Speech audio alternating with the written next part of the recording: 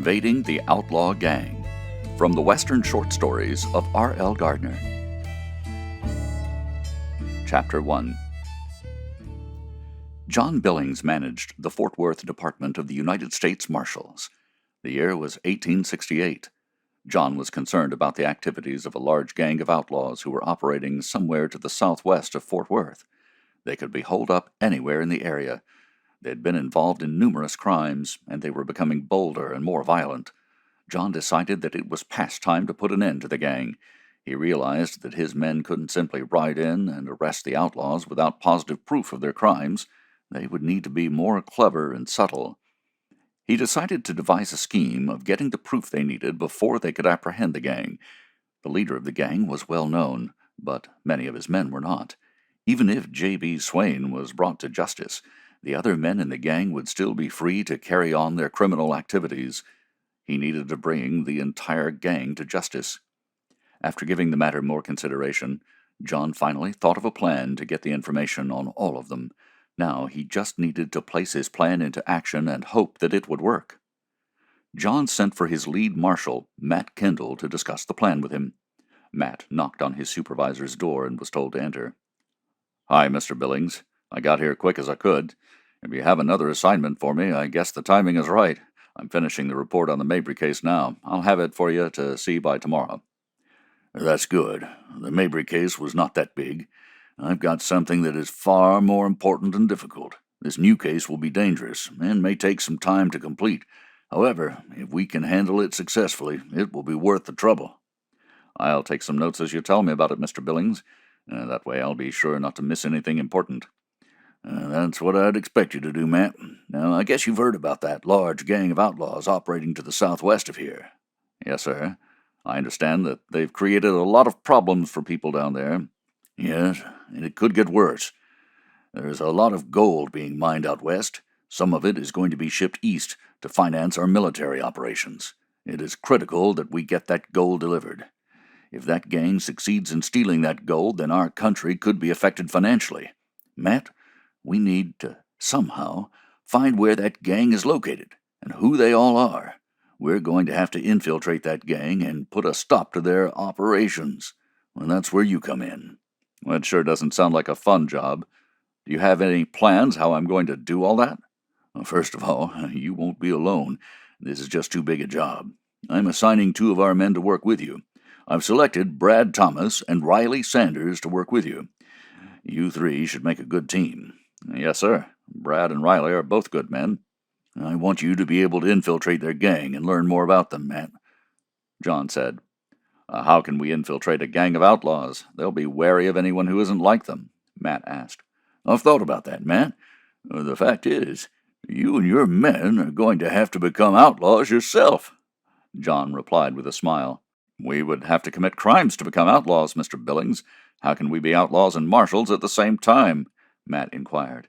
"I've arranged for you 3 to supposedly rob a bank. The mayor of the town of Three Forks, Mr. Bradford, will make arrangements for you 3 to rob the bank, taking only a small amount of cash, which we will reimburse them for. Wanted posters will then be issued, listing you 3 as wanted outlaws, suggesting that the bank haul was much larger. Local law in Three Forks will be detained, so there'll be no problem with you 3 getting away," John explained. "How do we get the word to the outlaw gang?" Matt asked. "Wander around from town to town. You'll have enough cash to keep you going. Eventually, you should learn where the gang is. Look for towns where the law is weak or non-existent. You'll eventually find them, or they'll find you." "When do we start?" Matt asked. "It's Thursday now. Hand in the report on the Mabry case tomorrow, and then the 3 of you can leave." "Yes, sir. We'll do the best we can." Chapter 2.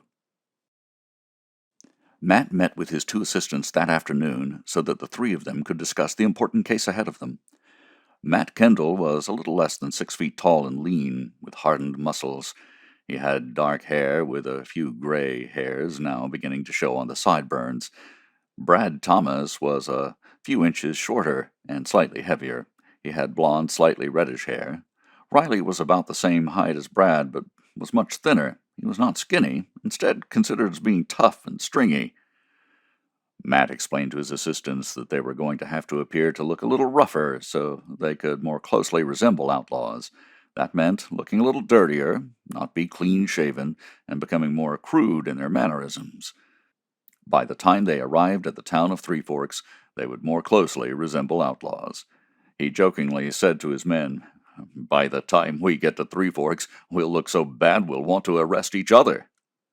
During the week, as they rode towards Three Forks, the three marshals were transformed from neat citizens into the outlaws whom they wished to portray. When they finally arrived in Three Forks, Brad and Riley visited the saloon to indulge in beers, while Matt quietly walked through a back alley to enter the rear door of the mayor's office. The clerk appeared apprehensive as he watched the approaching stranger. Matt simply said, "The mayor is expecting me. Tell him Matt Kendall is here." The clerk left his desk and soon returned, saying, "The mayor will see you now." He escorted Matt up to the mayor's office. Matt greeted the mayor, saying, "Hello, Mayor Bradford. I'm Matt Kendall. I believe my boss, John Billings, has contacted you." "Yes, he has," Mayor Bradford replied. "Come in, Marshal. I see that you've already altered your appearance. That's good. We've already got posters ready on you and your men, without any pictures. I'll be retaining the sheriff and his deputies, so there'll be no problem in robbing the bank. Let everyone see you and know who you are. Don't harm anyone, though. There's a little cash in the bank bags. The bank president is in on this. He'll caution his people to not interfere with you robbers while you are there. When you ride off, fire a few rounds in the air to make it look good. The bank door opens at 9 in the morning. Good luck." Thank you, Mr. Bradford. I hope that this will give us the opportunity to infiltrate the outlaw gang. Chapter 3. Matt, Brad, and Riley slept at their campsite outside of town that evening. They rose early the next morning to prepare for the heist. Matt said, "Riley, you'll stay outside the bank and tend to our horses. We'll leave the pack animals outside of town and pick them up later. We want this to look good. Brad and I will enter the bank and rob it. When we come out, we'll ride out of town and fire a few shots into the air. We'll even call out each other's names so that people will know who we are. By tomorrow, there'll be wanted posters on all three of us. Any questions?" "No," Riley replied. "Sounds too easy. Let's finish eating and go into town. The bank should open in half an hour."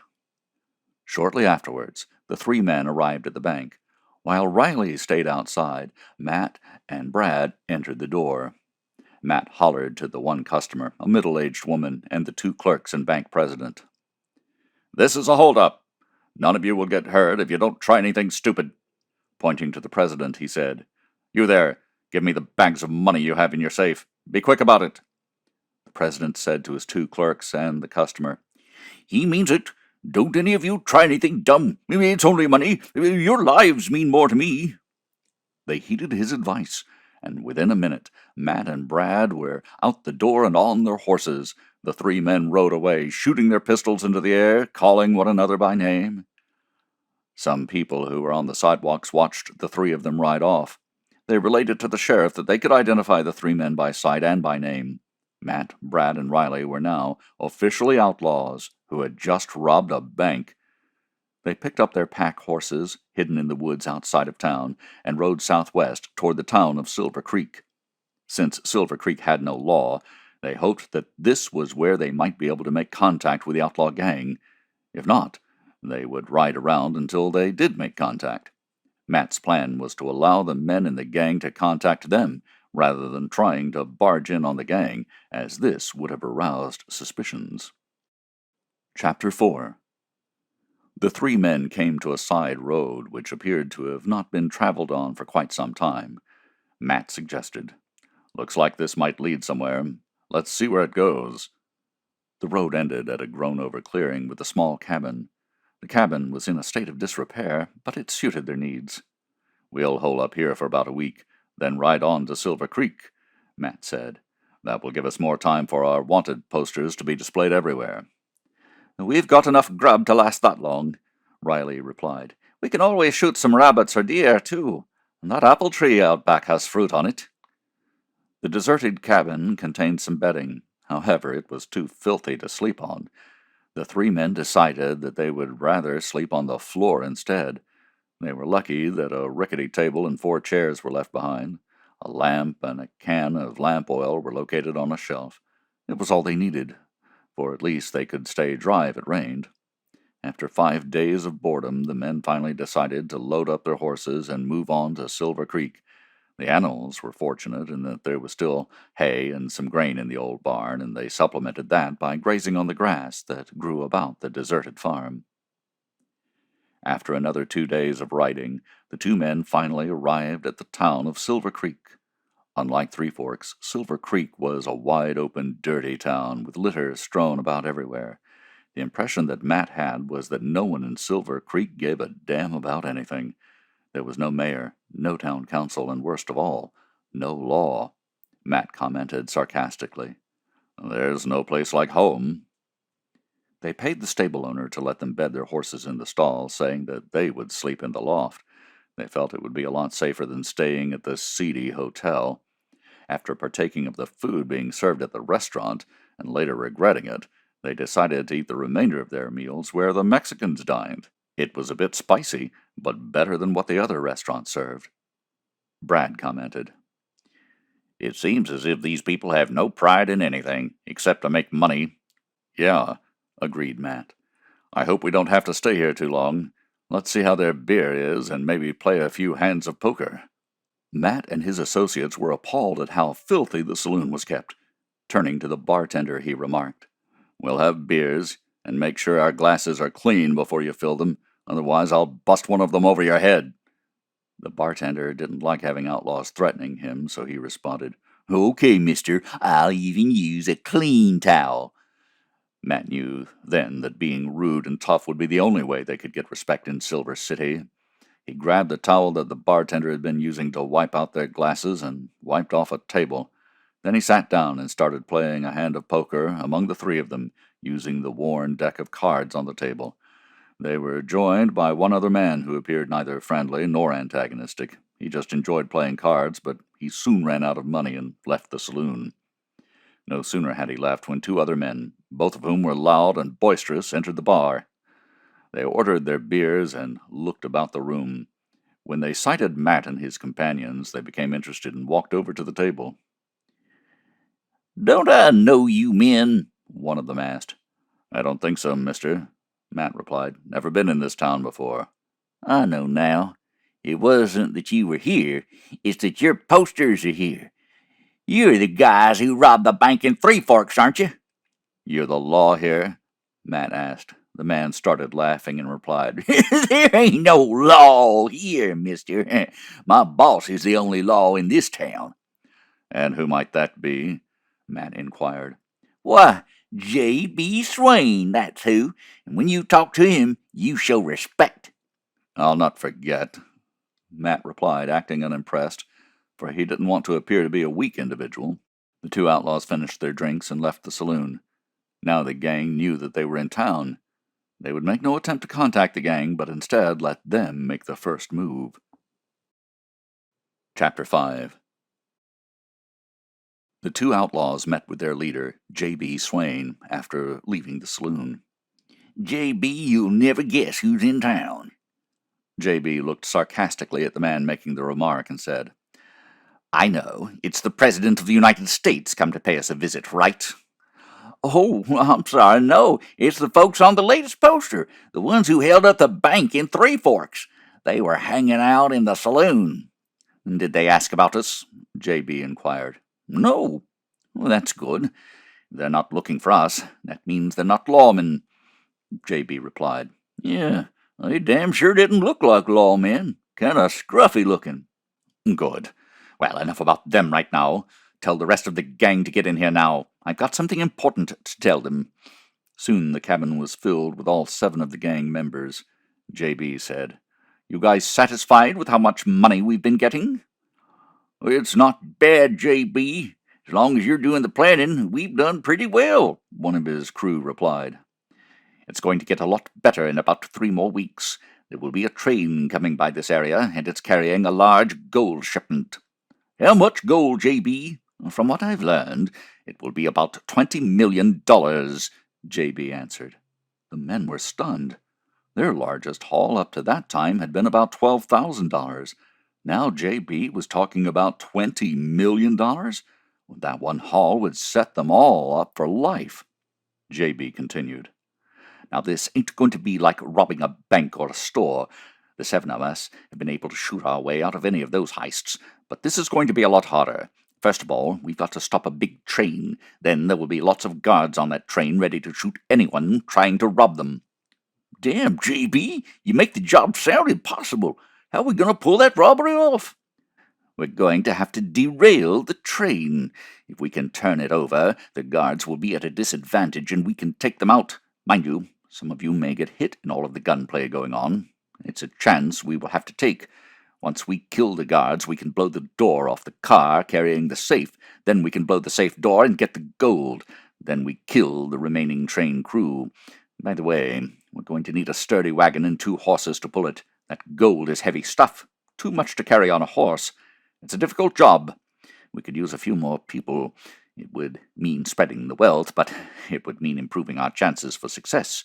You guys got any questions? One of the men answering for the rest. J.B., we're relying on you to lead us. By the way, how much does each man get?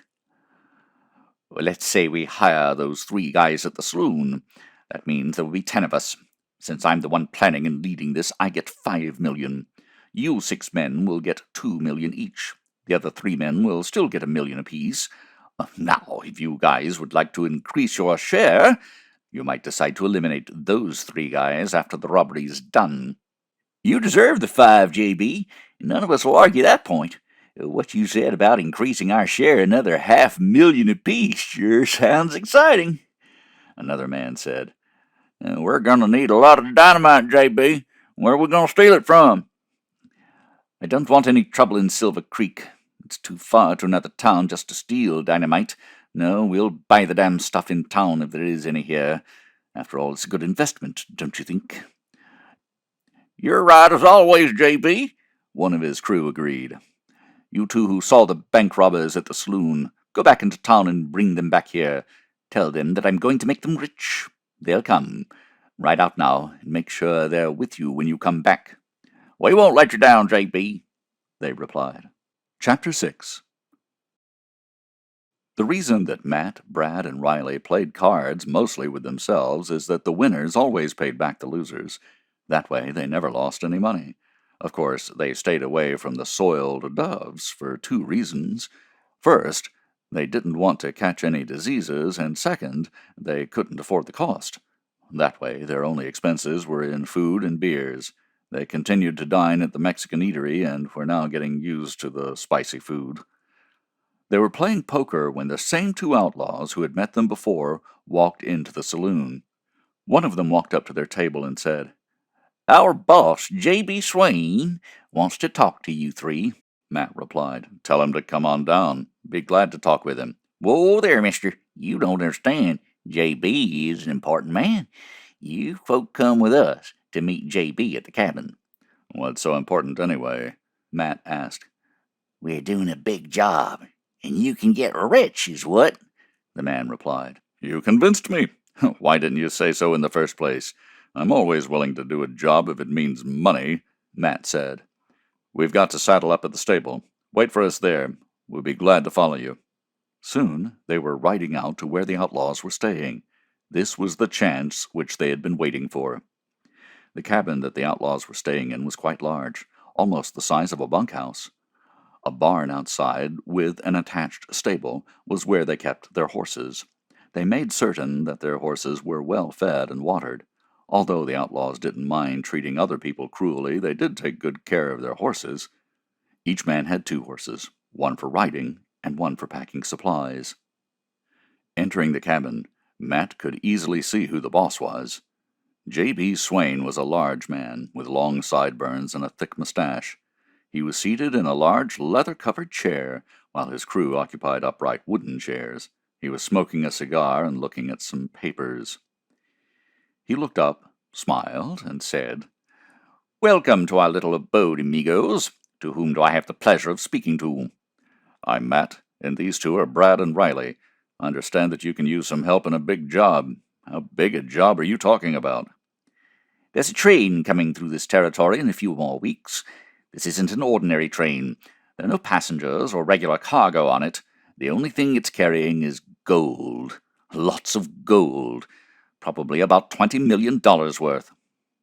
I heard about that, but I didn't realize it was that much. How in the hell are you going to board a train and steal the gold? Matt inquired. We're not. We're going to stop that train and shoot it out with any guards on board. Then we're going to blow it open.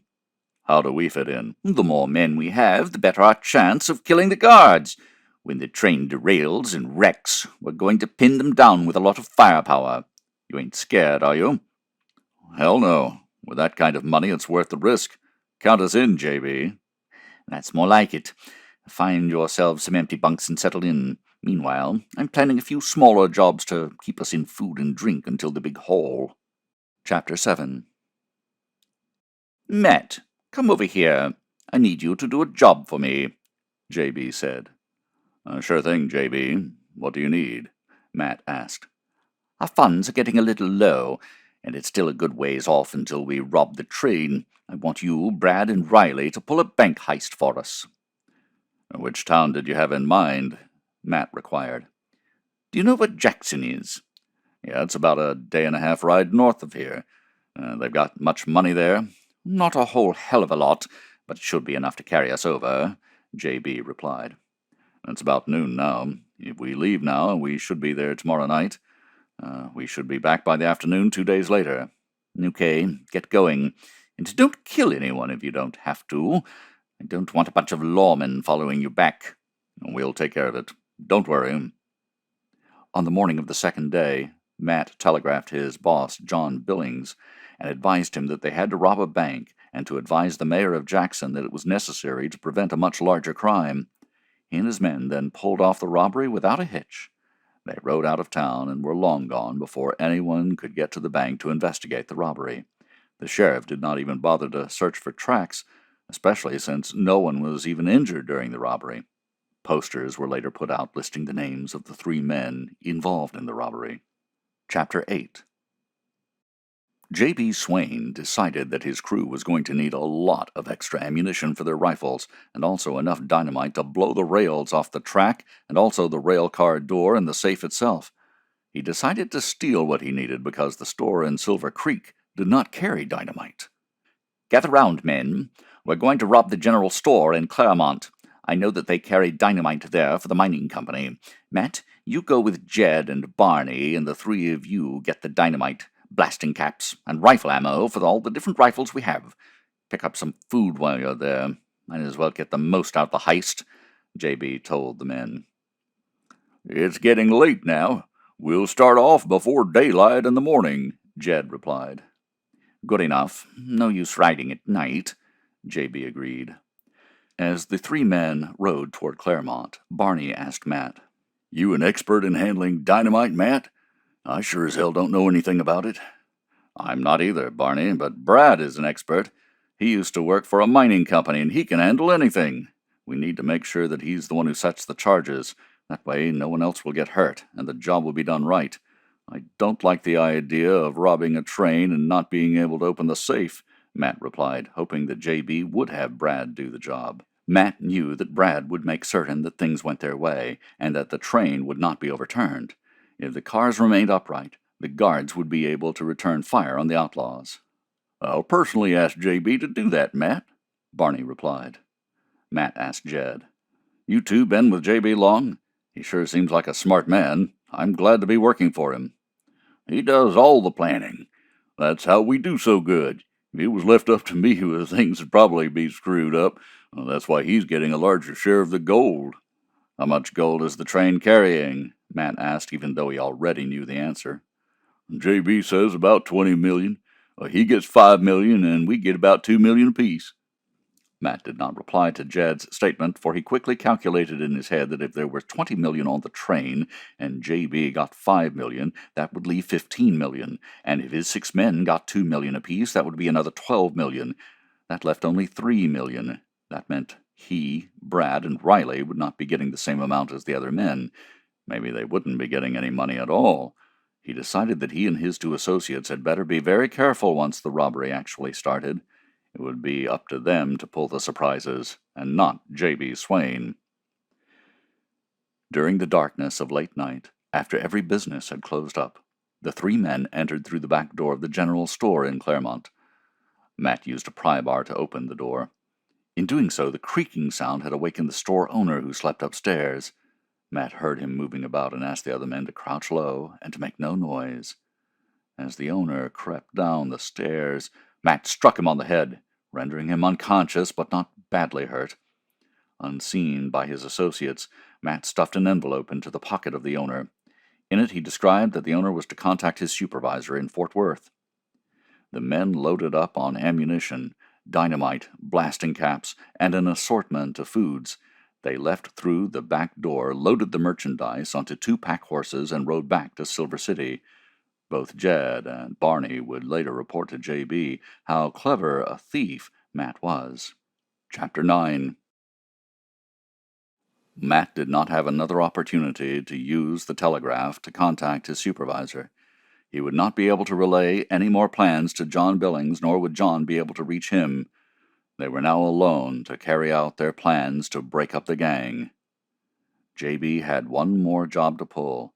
It was not a big one, for he would just have some of his men steal a few cattle to aid in their food supply in the weeks ahead. He only used Riley and 2 of his other men to do the job. The hands at the ranch never noticed the loss of 3 cattle until days later.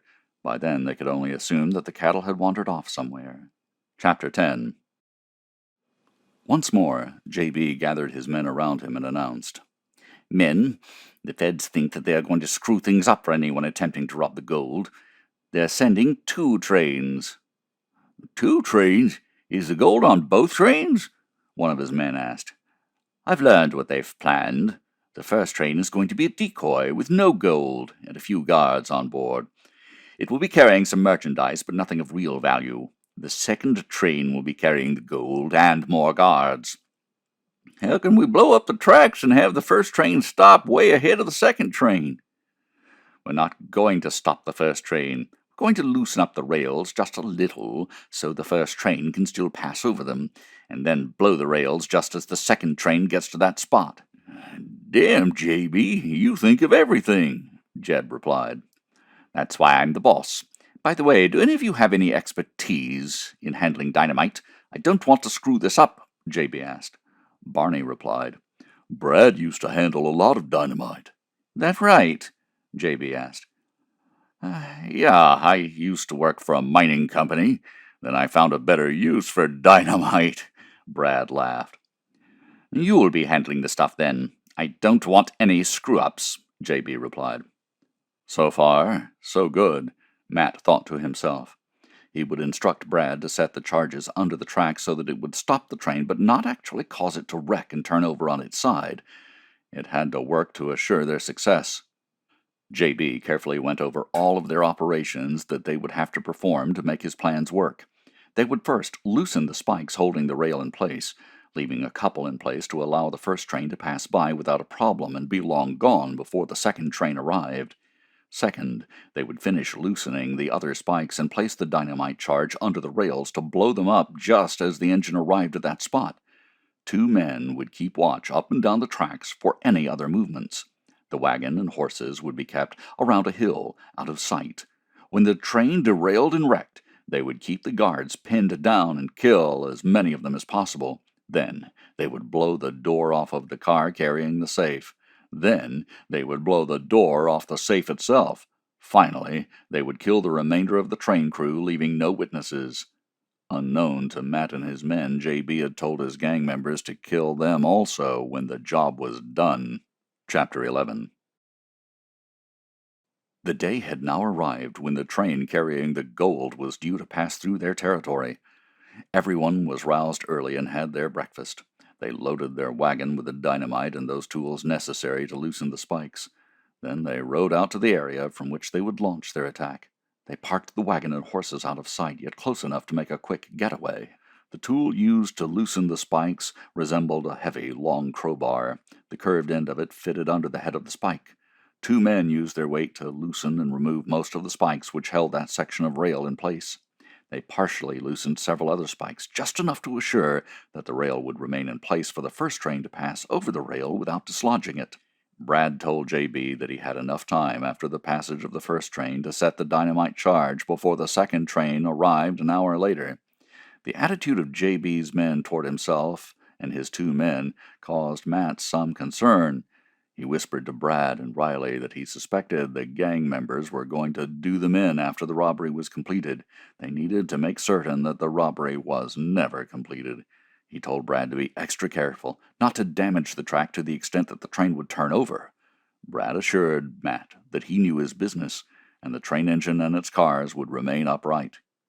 An hour later, the first train approached the area and then passed on by them without disturbing the loosened rail. Brad then set about placing sticks of dynamite with fuses attached which could be lit at the appropriate time. What the outlaws had no way of knowing was that when one of the charges blew, it would move the track just enough to partially derail the engine. However, the remainder of the dynamite was not going to blow, and the rail would remain only slightly askew. Now they had to wait for the second train to arrive. Finally, they could hear it approaching, and then began climbing the hill. In its climb, it had to slow down, thus assuring that it would not hit the blown rail at high speed. Dave hid behind a bush close to the damaged rail. He darted out just before the engine arrived, not giving the engineer time to slow the train down, and lit a fuse. He then ran up the hill to where Matt and Riley were waiting for him. The 3 men were now behind the remaining 7 gang members who were crouched down with their rifles aimed at the train. The dynamite blew, and the engineer started applying his brakes, too slow to halt the train before it reached the damaged track. The engine slid off of the track and the train started to tilt to one side. Damn, Matt thought, it's going to turn over. However, the train started coming back down on its wheels and came to a halt upright. J.B. cursed aloud. Damn that Brad! He screwed up! Well, we don't have time to do anything about that now. You men start firing into those cars. Maybe we can get some of the guards anyway. The guards had been stationed behind heavily fortified metal rail car sides, tough enough to stop a rifle bullet. They aimed their rifles through slots and returned fire at the outlaws crouched behind the bushes. Matt, Brad, and Riley began firing upon the outlaws from above and behind them. 3 of the outlaws were killed and 2 others wounded. The fight was over in just a few minutes. J.B. hollered out, "Stop firing! We give up. We're coming out without our guns. Don't shoot." Seeing the outlaws unarmed, soldiers came out of the rail cars, and Matt and his men came down from the hill, also unarmed. "Don't shoot at us, Captain. The 3 of us are U.S. Marshals," Matt hollered out. "Damn you! Damn you to hell! You tricked us!" J.B. yelled. "That's right, we did," Matt replied. "We've been after you for a long time. All of our so-called crimes were to get you to think that we're outlaws like you. Captain, if you'll look at our credentials, you'll see that we are indeed marshals." Quickly scanning their papers, he agreed. "Yes, you are. We'll hold these men hostage until we get our horses from the rear car. Thank goodness the train wasn't wrecked." "You can thank Brad here. He was responsible for that move," the captain replied. "If it wasn't for you 3, all of us might be dead men right now, and the government would have lost a fortune in gold." Back in Silver City, Matt telegraphed John Billings of their success and asked him to notify the people of Jackson and Claremont that they were robbed by U.S. Marshals and would be reimbursed for any losses. They stayed the night at the cabin that J.B. and his men had so generously provided them. The next morning, they loaded up their pack horses with all of the food and supplies they could find in the cabin and headed back to Three Forks. They would rest up there for a few days before heading for Fort Worth. Matt hoped that their next assignment would not be as difficult or dangerous.